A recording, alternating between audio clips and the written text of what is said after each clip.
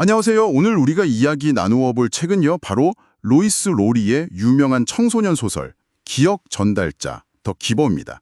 이게 1994년에 뉴베리상을 받았고 전 세계적으로 보면 1200만 부 이상 팔렸다고 하죠. 네, 어마어마하죠. 학교 추천 도서 목록에도 항상 있고 아마존 선정 청소년 필독서 100권에도 들어갔고요. 근데 이 책이 마냥 아름답고 따뜻한 이야기만은 아니잖아요. 맞아요. 겉으로 보면 정말 완벽한 유토피아 같은데 그 속을 조금만 들여다보면 와, 이거 좀 섬뜩하다 싶을 정도로 디스토피아적인 통제가 있어요. 그렇죠. 그래서 오늘은 작가 로이스 로리가 누군지, 또 이 책이 어떻게 탄생했는지 그 배경부터 좀 살펴보고 소설 속에 나오는 그 충격적인 설정들 있잖아요. 그거랑 핵심 줄거리, 그리고 이 작품이 우리한테 던지는 좀 묵직한 질문들, 이런 것들을 같이 깊게 파헤쳐 보려고 합니다. 네, 좋습니다. 여러분이 이 책에서 진짜 중요한 것들을 딱 얻어가실 수 있게 저희가 잘 안내해 드릴게요. 그럼 먼저 작가 이야기부터 시작해 볼까요?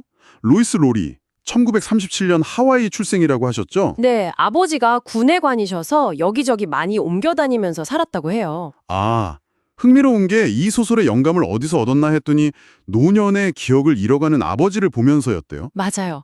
그러니까 고통스러운 기억이 싹 사라진 세상을 상상하면서 쓰기 시작했다고 직접 밝혔죠. 네, 기억과 인간관계의 중요성? 이게 로리 작품에서 되게 중요한 테마 같아요. 그렇죠. 그래서 그런지 이 기억 전달자하고 또 다른 작품 별을 헤아리며로 뉴베리상을 무려 2번이나 받았어요. 와, 2번이요? 대단하네요. 네, 아동문학계의 노벨상 같은 건데 한 작가가 2번 받는 건 진짜 드문 일이거든요. 그만큼 작품성을 인정받은 거죠. 그 대단한 작품성으로 만들어낸 소설 속 공동체는 정말 독특해요. 겉으로 보기엔 갈등, 고통, 배고픔, 전쟁 이런 부정적인 게 하나도 없는 거예요. 완벽한 이상사회처럼. 네, 모든 것이 늘 같은 상태, 영어로는 sameness라는 원칙 아래서 그냥 완벽하게 관리되는 거죠. 완벽 관리라. 근데 그게 어느 정도냐면 심지어 색깔이나 날씨, 지형까지도 인위적으로 다 없애버렸어요. 색깔이 없다고요? 네, 감정을 통제하려고 약도 매일 먹고 또 12살이 되면 직위 기념식이라는 걸 하는데 거기서 장로들이 딱 정해주는 직업을 받아서 평생 그걸 해야 돼요. 와, 그럼 뭐 개인의 선택이나 강렬한 감정 같은 건 아예 없는 거네요. 그렇죠. 철저히 배제된 거죠. 어떻게 보면 진짜 무미건조한 사회예요. 이런 사회에서 산다는 게 과연 뭘까 싶죠. 바로 그 질문에 대한 답을 찾아가는 인물이 주인공 조너스인 거고요. 조너스가 12살 기념식에서 아주 특별한 직위, 기억 보유자, Receiver of Memory로 딱 지명되잖아요. 네. 그러면서 공동체가 일부러 싹 지워버린 과거의 모든 기억들을 이제 전수받게 되는 거죠.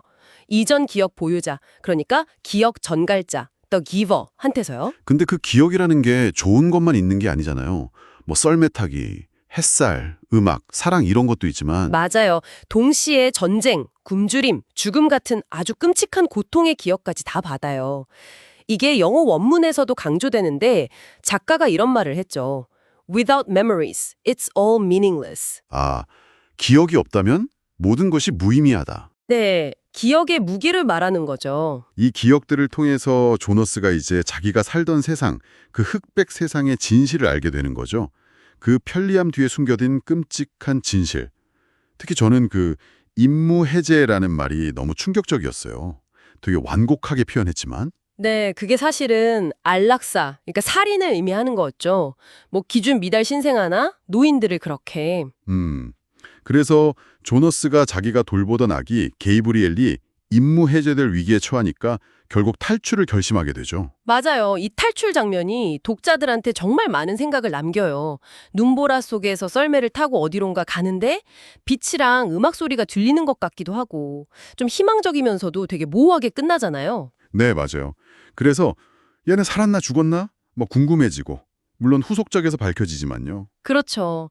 근데 이게 결국 선택의 무게를 보여주는 것 같아요. 책 속 대사처럼요. It's the choosing that's important, isn't it?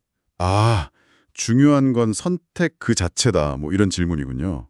저는 개인적으로 조너스가 처음으로 빨강이라는 색깔을 인식하는 장면이 되게 인상 깊었어요. 저도요. 그 색깔을 본다는 능력이 뭐랄까 잃어버렸던 감정이나 개성을 되찾는 상징처럼 느껴졌거든요. 정확해요. 딱 그런 애니죠.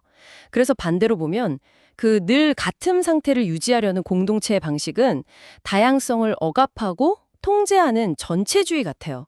심지어는 좀 우생학적인 통제를 떠올리기도 하고요. 아, 그래서 논란이 좀 있었군요. 네, 실제로 그래서 출간되고 나서 미국에서는 내용이 너무 어둡다, 뭐 일부 묘사가 좀 그렇다 해서 학교 도서관 금서 목록에도 오르내리고 그랬어요. 작가 본인도 이런 검열에 대해서 한마디 했죠. 네, 로리 자신이 We don't dare to let people make choices of their own 이렇게 말했어요. 그러니까 우리 사회가 사람들이 스스로 선택하게 두는 걸 두려워한다는 거죠. 의미심장하네요. 그럼에도 불구하고 이 기억 전달자는 뭐 중고등학교 필독서로 계속 추천되고 있잖아요. 영어 원서 읽기나 독서 토론 교재로도 인기가 되게 돋고요. 네, 문장 자체가 간결하면서도 흡입력이 있어서 영어 학습에도 도움이 많이 될 거예요. 렉사일 지수라고 하죠. 그게 760L 정도라고 하더라고요. 미국 중학교 수준 정도? 네, 근데 내용은 훨씬 깊이가 있죠. 그래서 문학성 자체에 대한 평가는 좀 엇갈릴 수도 있지만 독자들한테 던지는 철학적이고 윤리적인 질문의 무게 때문에 정말 오랫동안 사랑받는 스테디셀러예요. 단순한 성장 소설을 넘어서는 거죠. 그렇죠. 우리가 사는 사회, 그리고 인간의 본질에 대해서 근본적인 질문을 던지게 만들어요. 작가가 말했듯이 Memories of Forever. 기억은 영원하다. 네, 이 책이 던지는 질문들도 우리 마음에 아마 오래 남을 겁니다. 오늘 저희는 로이스 로리의 기억 전달자를 통해서 완벽하게 통제된 사회의 모습, 그리고 그 안에서 기억, 감정, 또 선택이 갖는 의미에 대해 깊이 이야기 나눠봤습니다. 여러분은 어떠세요? 안전하지만 좀 무미건조한 통제 속 삶과 고통이 따르더라도 자유롭게 선택하는 삶, 어디에 더 마음이 가시나요? 이제 여러분께 마지막 질문을 한번 던져봅니다. 기억이 없다면 우리는 누구일까? 그럼 다음 이야기에서 또 다른 흥미로운 영어 원서로 만나겠습니다. 감사합니다.